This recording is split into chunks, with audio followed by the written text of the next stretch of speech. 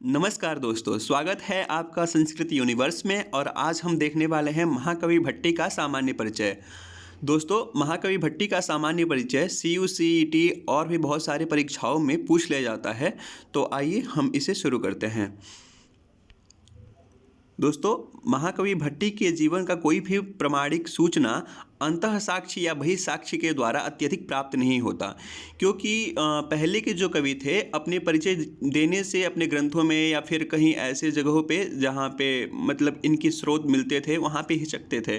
तो महाकवि भट्टी ने भी अपने बारे में कोई ज़्यादा परिचय नहीं दिया है। जो भी सूचनाएं प्राप्त होती हैं वो पूर्ववर्ती या पश्चातवर्ती कवियों को देख करके हम अनुमान लगा लेते हैं। तो वैसे भी इनका जीवन रहा है। इन्होंने भी अपने बारे में कहीं लेखनी नहीं चलाई, बल्कि इनके जो काव्य मिलते हैं या फिर इनके जो ग्रंथ मिले हैं उनमें जो स्रोत मिले हैं उससे हम अनुमान लगाते हैं कि इन्होंने कहाँ कहाँ पे अपने बारे में लिखा है। तो आइए शुरू करते हैं।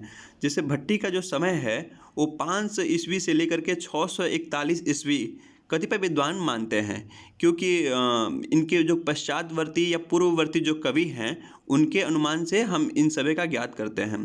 अर्थात 6वीं शताब्दी का उत्तरार्ध और 7वीं शताब्दी का पूर्वार्ध इनका समय माना जा सकता है। भट्टी वल्लभी के राजा श्रीधर सेन के आश्रित कवि थे। इनके जो आश्रयदाता राजा थे उनका नाम श्रीधर सेन था। भट्टी व्याकरण और काव्य शास्त्र के धुरंधर एवं मर्मज्ञ पंडित थे।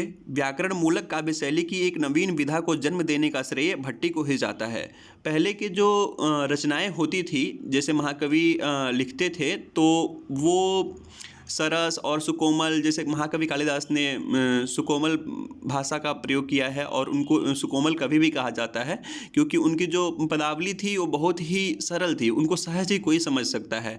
परंतु महाकवि भट्टी जो हैं उन्होंने अपने काव्य में भर भर के व्याकरण का प्रयोग किया है और उन्होंने व्याकरण मूलक रचनाएं मतलब रचना जो रावण वध या भट्टी काव्य इनकी एक बहुत ही प्रसिद्ध कृति रही है।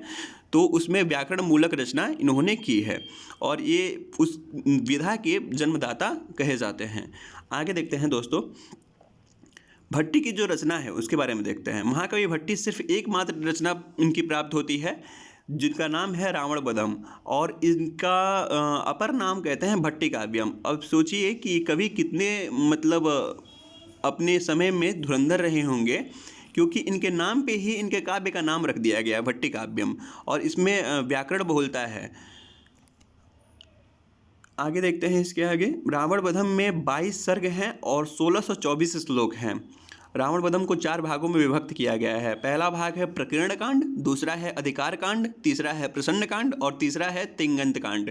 इन 4 भागों में विभक्त किया गया है। पूरा एक बार देख लीजिए, जैसे कि प्रकीर्ण कांड, अधिकार कांड, प्रसन्न कांड और तिंगंत कांड, ये 4 भागों में रावण वधम को विभक्त किया गया है।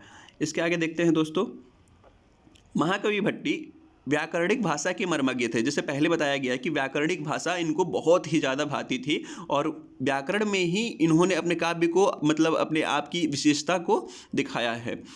भट्टी ने यद्यपि अनेक छंदों का प्रयोग किया, परंतु विषय की दृष्टि से अनुष्टुप, उपजाति, आर्या और पुष्पिताग्रा ये प्रमुख छंद रहे हैं इनके। इन छंदों में इन्होंने अपनी लेखनी को बहुत दौड़ाया है।